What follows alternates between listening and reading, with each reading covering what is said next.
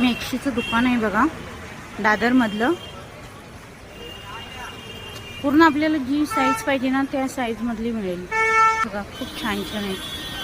250, 170 पासून 450, म्हणजे आपल्याला ज्या रेंज मधली पाहिजे ना त्या रेंज मधली मिळू शकते.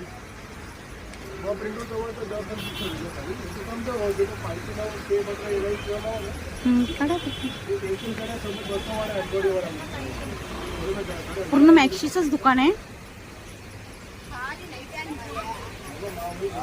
मी तर 2 घेतलेत मॅक्शा.